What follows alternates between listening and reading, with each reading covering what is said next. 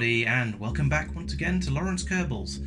You rejoin me just where we left. In fact, given you're probably binge watching these episodes, that'll be where you sort of saw us a couple of minutes ago. From my point of view, it's been a couple of days now, but I think I can remember what was going on. So we brought this ship up to Minmus. We've got this weird double capsule design on the top here because I wanted to bring two Kerbals along, and there's no easy way to split them off, unfortunately, or at least no way that I liked at the time. We've got the three little engines and their tanks on the sides here for landing with, and then this big one underneath for actually getting here and doing any sort of and doing orbital insertion and that sort of thing.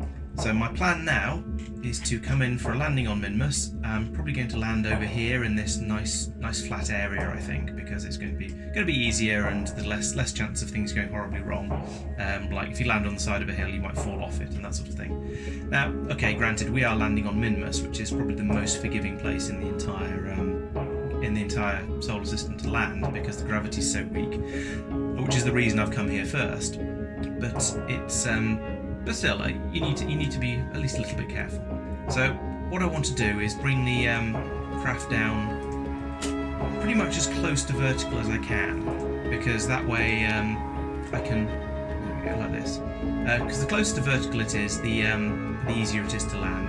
And I've got more than enough fuel to play with. I mean, that's quite an aggressive deceleration there. It's using 145 meters per second, and I've got 876 left. So I've got. Let's just say I'm not going to run out. So that'll do nicely for a start. Let's walk around to here, and let's watch the planet drift, the moon drift by underneath this particular moon, not just any moon. Now, it did occur to me that I could have tried to bring the orbit in and downwards a little bit more gently, so I'd come in a bit lower. But as I was saying, it's a lot easier to land if you're coming in vertically, and some of these hills, I'm a bit concerned I'd smack into them on the way past, especially as I'm trying to land on a low point of the moon, or the moon that is Minmus. This is going to confuse me, or at least going to have me tripping over myself all the way over. So I've got altitude, yeah, so there's about a 3,000 metre difference here, well there was, between the land and the sort of the sea level, for want of a better word. And also I've got the choice down here of either having orbital velocity,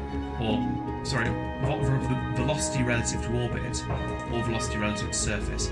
And for trying to land and think about that sort of thing, relative to the surface is far more important, because I need to make sure I'm not going at high speed over the surface. I need to be, when I land, I need to be stationary relative to the planet. I don't care what I am compared to its orbit around Kerbal. I need to be stationary relative to the actual ground itself. So let's point the ship backwards so I can slow down when I get to the right place. How far away am I? Still a fair way. Oh, yeah, so here we go. This whole thing has shifted because because Minmus has rotated underneath it. So I actually want that to be over here somewhere, because I don't want to, for now, I'm going to do my first landing into this sort of, what I'm going to call an ocean, because it kind of looks like one. And then, if that all goes well and I'm feeling cocky, then I might try and do a little bunny hop and try and get onto one of these land areas and get some more science readings from there as well. If not, it can always wait for another mission up here. So here we go. You can see the sea. It's looming up between the hills. And this is the other, as I say, the other reason I didn't come in low, because I'd have smacked straight into the side of this hill on the way over. It's hard to estimate exactly which way is down, but I think that's probably a good place to start the burn. So just try and bring my surface velocity down to about 0. Okay, that's pretty good. I'm now going to drop almost vertically down into the well, it's not water. It's nice and I think it's frozen something or other. Goodness knows what. But it's so flat it must have once been a liquid. So yeah, I'm going to drop straight down onto there. I'll use a little bit more of the fuel out of this tank just to save the other ones, but I'm going to have to throw it away half used, which is a bit of a shame. Basically, I suppose that just means I didn't need to bring it all with me, and I could have got away with a smaller tank. But never mind.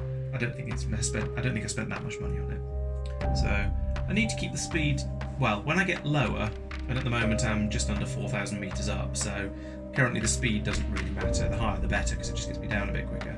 But once I get quite low, then I'm going to try and keep the speed down to a manageable amount, so I don't smack into the ground at too high a velocity, which would obviously be bad. I mean, the gravity might be low, but it can still you can still get up to dangerous speeds if you fall far enough.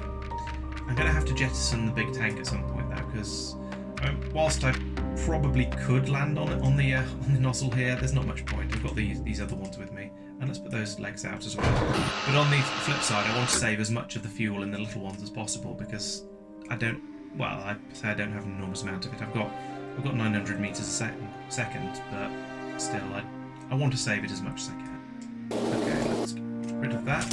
Now, I'm going to try and translate a little bit across, because otherwise I'm going to land on that, which would be a bit silly. One more stage. There we go. Yes, I am currently going up. That's a bit silly, but oh well. Of course, maybe that'll explode on impact, and didn't need to worry about any of this, but we shall see. Yeah, okay. I could have just carried on straight down. Of course, that dodgy manoeuvre has given me a load of sideways velocity as well, so I need to get rid of that. So, point retrograde as usual. And gradually, as gravity accelerates, we'll get closer to vertical. Maybe a little burn to the speed. There we go. That's about right. And I'd say that's probably close enough coming in vertically. Now I can just try and touch down gently, 50 meters. There, and touchdown. Good. Okay, let's... Oh, I didn't do any science on the way down when I was in low orbit. Never mind, I'll be taking off again soon. I can do it then. So let's have a look at this. Yes, Minmus is, as we know, a giant piece of pudding. So I'm on the lesser flats at the moment. Fair enough. Observe the goo. Goo observes me, no doubt. Keep that. Okay. Oh yeah, I can do a... so many different science things to do every time I go anywhere. I haven't jumped yet, but I'm sure I will feel like a superhero. Is he going to drop, or is he going to grab the other one? He's going to grab the other one. Excellent. Okay, and let go. I didn't put any ladders on this, which may have been a mistake, but I think on Minmus I can probably get away with it, because, to be honest, if he jumps, he's probably going to go higher than this craft. Doesn't he look happy? Daft sod. What else can you do down here? Surface sample. Excellent. Oh, it's not dessert. Spoil. What a shame. Put a flag up. Ba-ba-ba-bam. What shall I call this place? Well, that is the internet. It's the same one, I think. I feel I should have a screenshot of this. That's not how I do screenshots. Post it. Okay, I'm not very far from that mountain, but if I'm going to try and get... Now let's go over there on foot first. Well, I say on foot. Jump. And let's fly. It's going to be a lot easier. Okay. But I need to keep an eye on his propellant levels, because if he runs out, he's never going to get back. It's going to be a pain to get back. So that's right. I feel there should be a fuel gauge on screen somewhere. I thought there used to be, but I can't see it. That hill is further away than it looked. It's very hard to get a good impression of distance. I hope he's not going to regret this one. I hope he's not going to have too much trouble getting back, because he's carrying all the science information. Oh. Okay, I think he hits a bit harder than I meant him to. But yeah, I think that's a different place. Can I take a... yes, take another surface sample. Okay, that was Minmus Lowlands. There's the ship, there's the ship. Let's head back again. Yeah, I've not even used 20% of his fuel yet. He's going to be fine getting back. Probably go a bit faster. God, so it's an impressive sense of scale, I have to say. I glanced across that hill and thought, how far away can it be? And yeah, it turns out a long way. It may be a very, very small moon, but it's still big when you're trying to traverse it as just a little Kerbal. Time to slow down. It's actually harder to walk than it is to fly. Although landing is hardest of all. Slide. It's that mint pudding they were talking about. It's very, very low friction. Okay, if I come back over here, can I reach that? No. Not even if we're getting really, really close like this. I saw an F to climb, but I didn't press it quickly enough. Store everything. And okay. Now I can redo that EVA report. Yeah, because now I'm on the lesser flats, not the lowlands. So that's worthwhile. Get back in your pod. Right, that went pretty well. I managed to drop off a flag, pick up some surface samples. Now, do we want to try and get somewhere else? Let's have a look around the nearby area. Up here it looks quite tempting, because it's probably far enough away that it's going to count as somewhere different, and therefore more delicious juicy science. So let's give that a shot. Which way is it even? It's that way, but can I put in a manoeuvre here? No, I can't. I don't know how to. Oh, okay, it's probably, yeah. That must be west because the camera's kind of locked. So I think, yeah. Well, I can pop up in the air and then just use relatively small amounts of thrust and see where I go, I suppose. Flying in Minmus, as I said, is relatively easy, which is why I came here first. So, okay, let's give this a try. Seriously, I've gone the wrong way? Ah, oh yeah, so I have. Alright, flip over this way. Whoa, that was a much bigger jump than I intended. Where's that put me? Alright, yeah, let's go there then. I am aware, however, that's used up a significant chunk of my fuel. I'm not sure this is such a good idea. Maybe I should just be bugging out at this point. I don't know if I'm picking up new science at this point. I think, no, this is space near Minmus. This probably isn't new. Oh well. Okay, so from here, how much is it going to cost me to get back to Kerbal? So that much to escape Minmus and to have a what? Right, okay, so that would actually escape from Kerbal as well. That's not good then. Pull that back in quite a lot. Okay, so getting home is about 126 plus. What? That one's 126. Or was it 126 between them? Yeah, I guess it must be. No, it's 126 the first one. I'm not sure. Part of me wants to land again, part of me wants to play it safe. And I suppose this is what quick saves are for. Yeah, let's land again, it'll be fun. And it is just Minmus, it's relatively safe. Famous last words, I know. Reset the canisters and things. Because I'm pretty sure I can get something different. Well, I'm optimistic I'm going to be able to get something different on the way down. And then I'll definitely be able to get something different when landed. Where am I coming down? Okay, this whole area is pretty simple, pretty similar, and also reasonably flat, I think. So it probably doesn't matter too much exactly where I come. There we go. That's all the horizontal momentum gone, pretty much. I can just come down for a nice gentle landing. Interesting. This area is about 3,000 meters up. Right, I'm less than 1,000 meters up. If anywhere's going to count as close to the, no, still in space near. Oh, it's worth a try. Now, one of the things I've learned from watching SpaceX videos and similar things is that the most efficient way to land propulsively is what they call a hover slam or suicide burn, which is where you come in as fast, well, at whatever speed is necessary, and you do all of your deceleration burn in one go, as hard as you possibly can, just before you impact. And that way, you use as little fuel as you can to get the braking force you need, and it's just generally the most efficient way to land a spacecraft propulsively. Of course, that means you need to know exactly what you're doing and make sure you're coming in at exactly the right speed in order to start braking at the right time, and I have absolutely no idea what I'm doing because I'm playing Kerbal. I'm not I'm not an actual rocket scientist, and I'm not sure if Kerbal really gives you the information you need for that anyway. So instead I just drop in and slow down gradually as I get closer and closer to the ground. Probably do a little bit of hovering and then just waste a bit of fuel, but to be honest, I think that's probably the best I can do.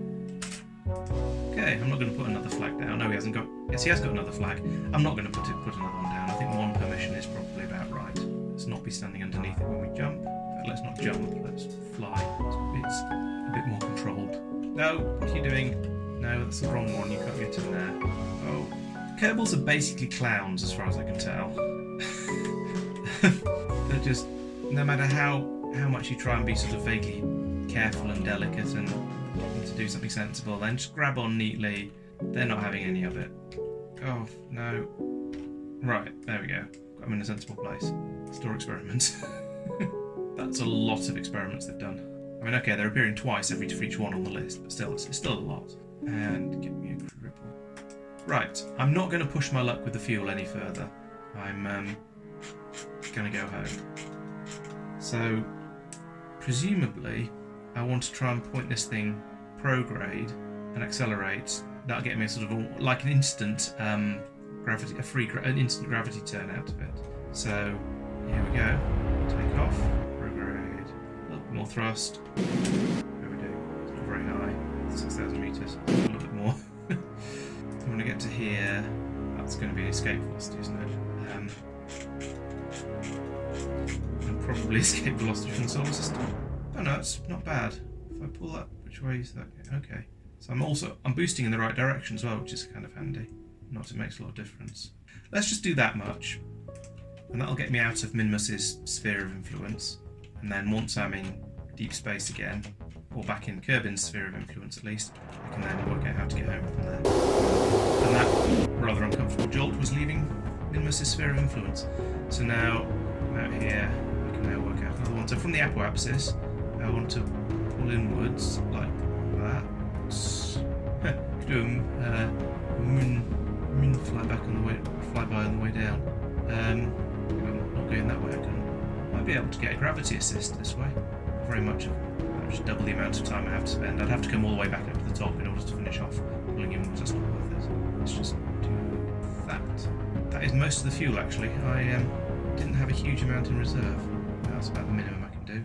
So that's going to use 153, leaving me with about 100 that I can use to decelerate once I get close, in order to take a bit less abuse on the heat shields. That node is apparently in 26 days. Goodness, if I just do it a bit sooner. I forget how long an orbit takes when you're this far out.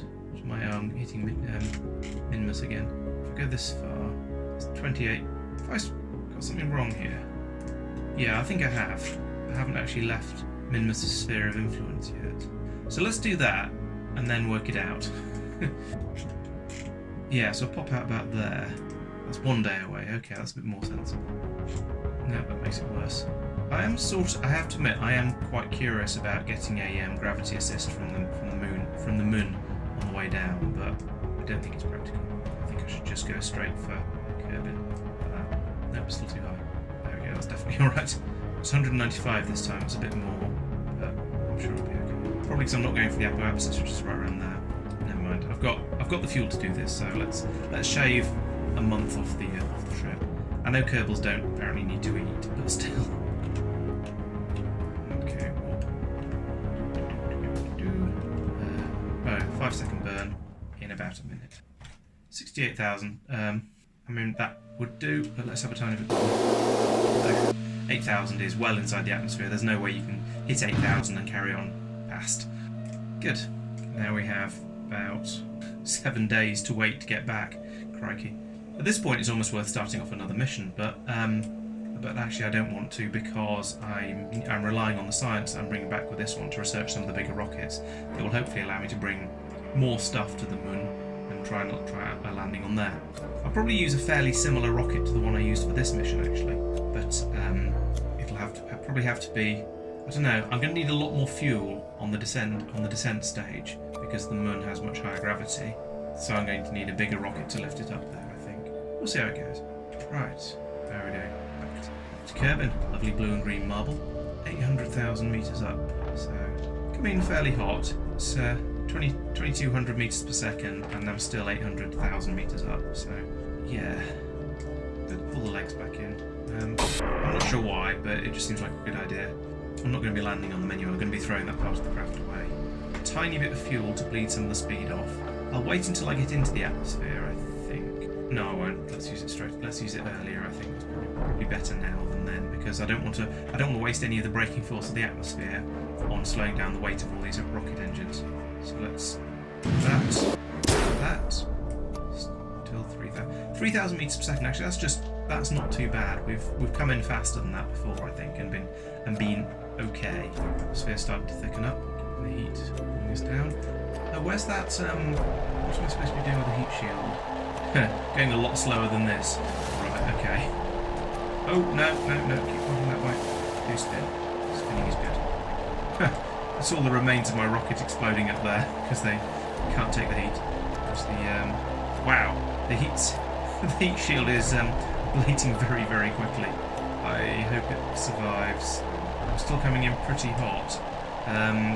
This is a little bit worrying, especially as that's running out. It's this double weight of the two capsules that's doing it, I think. Okay, phew, just made it. I want to pop the drogue chutes as soon as I realistically can, just to try and slow it down a bit more. Although I'm worried that's going to cause it to tumble, because in hindsight, that's clearly the wrong side, of the wrong one for them to be on. They should be on this one to keep it pointing in the right direction. Although that said, Jeb's managing to keep it steady so far. I can open the other chutes now, but I'm still 9,500 metres up, so I'll give that a few more minutes. Yeah, I thought this was going to be another water landing. I think I'd be able to find somewhere else to land occasionally, wouldn't I? No, apparently not. But I suppose if splashdowns are good enough for NASA, they're good enough for me. Right, recover the vessel. Wow, 1,600 science. That's amazing. I can research all the things. And a few random parts. How are the crew doing? That's the other question. Both up to level 2. Excellent. What does that mean for pilots and for scientists? Let's see if I can find out. So Valentina is a level 0 pilot, can do stability assist and control a vessel without combat. Sure. Prograde retrograde, radial normal attitude for... Okay, so you can now do radial and normal attitude hold as well as prograde and retrograde. Those are less useful, to be honest. The more useful one will be to be able to point straight at the next manoeuvre direction, but never mind. Oh, that's interesting. Bob being a level 2 now means I can get extra science from anything I bring back with me. That's cool. What does a basic scientist get? Not much else. Just a slight boost to the science I bring back. Right, let's have a look at the research I can do. So, well, I definitely want even heavier rocketry to get the massive everythings. We'll have that. These are also tempting. I can't get them because I haven't leveled up my research department enough yet. But it's still tempting. It still looks exciting. What else have we got? Tiny propulsion systems. I wasn't going to bother with that. Funky bits. I mean, some of these bigger radial decouplers might be quite useful. That's just a radial decoupler by another name, isn't it? Yes, I just wanted to call it a manifold. Stack adapter. I definitely want this one for the RCS blocks, and I want this one for the hitchhiker container. That would be quite useful. Photovoltaics. Let's have a look down here. Shrimp, twitch, spiders. Okay, yeah, these are all tiny things, which is why it says precision, I suppose. Makes sense. Oh, a bigger fuel tank. That's quite nice. Sure, I'll have that. Even bigger fuel tank by the looks of it, but that's really expensive. Atomic motor. Now, presumably, that's going to be very, very low. I don't know. It's going to be low thrust and high efficiency. 800 ISP in vacuum. That's pretty good. And 60 kilonewtons of thrust. How's that compared to anything else? So the ISP is much higher. Yeah, I was right. It's quite low thrust. In fact, it's very low thrust. But it's very high ISP, so it's going to be a very efficient engine. I should have a look through the numbers for the ISPs on the various different rockets and see what's worth having. Docking port, that'd be handy. I'm not quite sure what for yet, but at some point I'm going to want to join things together. I don't care about flight at the moment. Advanced landing, bigger landing legs presumably, and wheels as well. Yeah, maybe. That's something I want. Definitely want that one. Okay, let's get the photovoltaics, because I'm probably going to want those. I like the idea of building a lab somewhere as well. Bubble space telescope. Let's have that atomic rocket motor. I think that could be good for going to other planets particularly. It's going to take half my research monies though. Okay, well, that was a lot of extra stuff. That's fantastic. I just need to now set up another run to go out and do all that again and get even more stuff. So, I think, yes, as I say, a moon landing is probably going to be the next thing to do. About finances as well. How expensive is that mission? Probably not too bad, because I managed to recover. I think from all of the rewards from completing contracts and things, I've probably made quite a bit of the money back. So there's 22,000 from that. There's the tourists I did ages ago. Got some money from those. Here we go. These are the ones that probably got me all the money. Getting to Minmus and back. Yeah. Where do these tourists want to go? Suborbital and orbit around Kerbal. Well, that's easy enough. We've done that. Plant flag on Minmus. Great. Yeah, I've done that. Why didn't I have that one before? Flag on the moon. That's something I do want to do. I'm going to be going there fairly soon anyway. Rescue from the surface. That sounds interesting. I can only take 2 more contracts at the moment though, so let's take the plant flag on. Let's take... Oh, I don't know. Park 2 vessels. Okay, I need to rendezvous a couple of vessels. How close do they have to be? Doesn't say. It doesn't say they have to actually dock, so I think that's probably doable. The flea rocket booster at the launch site, yeah, I might just go and launch one of those for the fun of it, and just so I've done it. That heat shield is frustrating. I might think I'll cancel that one, even if it costs me some money and some reputation. Yes, thank you, Gene. Radial decoupler, suborbital trajectory, yeah, I could probably do that. Alright, maybe I'll fire off a flea with something bigger on the side of it to go suborbital.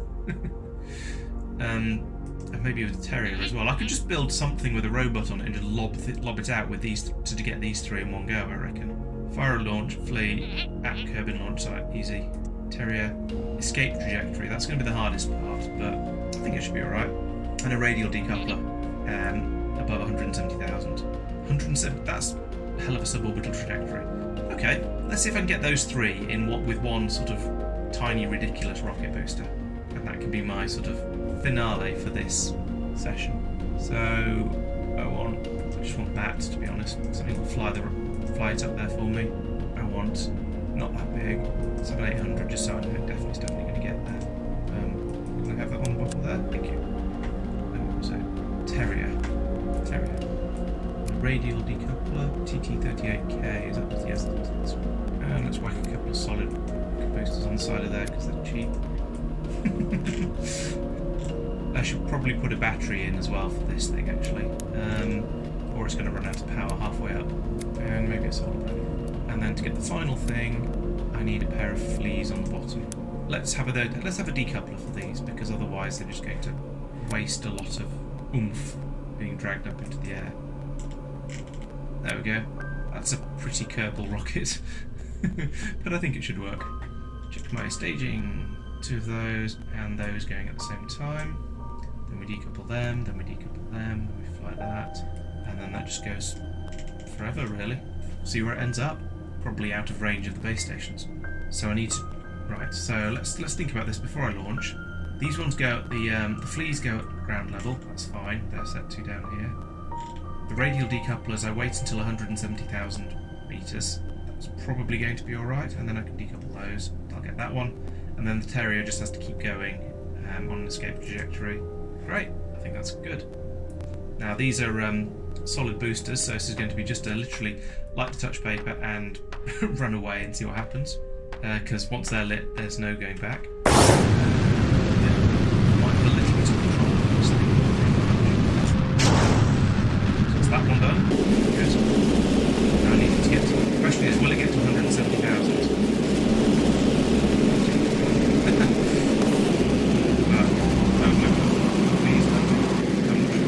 Oh yeah, there we go. That's it, right. I just need to react quickly at 170,000. They look kind of warm. It's a good thing I've done this, really. It wouldn't be a proper episode of Kerbal without me launching at least something. Designing and building and launching some kind of ridiculous rocket. 150, 70. There we go, that's another one done. Right, now I just need to get this on an escape trajectory. Now, can I just keep boosting? I think I can. And just hope it doesn't run out of fuel before this gets to... I don't know what height is considered escape trajectory. I suppose it's speed as much as height.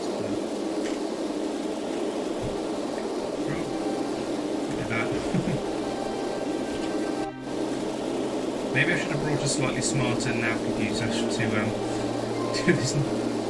do this part for me. 4,000 meters per second of delta V left. That's going out really quickly now. I can't activate it at this point because it's already active and running. What if I deactivate and reactivate it manually? Oh, there's a run test button. There we go. Cool. That was quite effective. I've managed to get all 3 of those contracts done. And now I guess I'll just leave this flying off into deep space. I wonder if I can get it to another planet. It could be my first thing that gets to another planet. I don't know if it's got enough thrust for that. Of course, it's got an excellent thrust to weight ratio because it's just got a single tiny engine on it. Can't auto warp so far away. let's just leave that drifting off into deep space. I'm not going to be able to communicate it with it very much longer. Maybe I should just, yeah, let's fire the engine. No, which way is it pointing as far as orbit is concerned? Is it going to go in or out? Let's just fire it and see what happens. I may have overspec'd ever so slightly. The fuel tank a quarter of the size of this one would probably have been enough, because I used half the fuel and it would have weighed half as much with a smaller tank. So, yeah. Oh well. It was, you know, kind of entertaining. And we're spent. Where's that going? It's going out as far as Duna and inside Eve's orbit. Wow. Okay. Yeah, I just need a little car on the top of it with a guy in it called Starman now. Cool. Well, I'm gonna just leave that there, I think. Back to the space centre. Just let it drift off into deep space. I made a bit of money from that. I think that's about 90,000. Yeah, not to be sneezed at. And I managed to get rid of this one, which cost me 11,000, but oh well. Right, let's get rid of that. That was silly. So now, let's see, we've got a lot of these planetary pieces. I don't know how I'm going to get them up there, but at some point I'll find a way. Big command pod, at last, that's great. Can now do proper missions, take a scientist along in a slightly more sensible way. Could use the lander can, probably won't. Some massive fuel tanks, probably. Yeah, like that one also. Is that even? Yeah, 3 different sizes of scales of fuel tanks, excellent. And of course the engines to go with them. The twin bore, these are quite nice. I think I remember using these before last time I played. And the mainsails, and the skipper? No, I forget which width that is. The mainsails are quite good for initial takeoff when you've got massive rockets that you're trying to lift off the ground. Not sure what that's for. It's a landing assist. I assume it's an engine that blasts a large amount of power for a short time or something like that. I don't know. Yeah, I'm going to have a bit of a poke through these and think about what I've got and what I want to do with them. And then carry on the next stop, the moon. And actually stopping there this time and landing on it. I hope you'll join me for that. As always, thank you for watching, and I'll see you next time.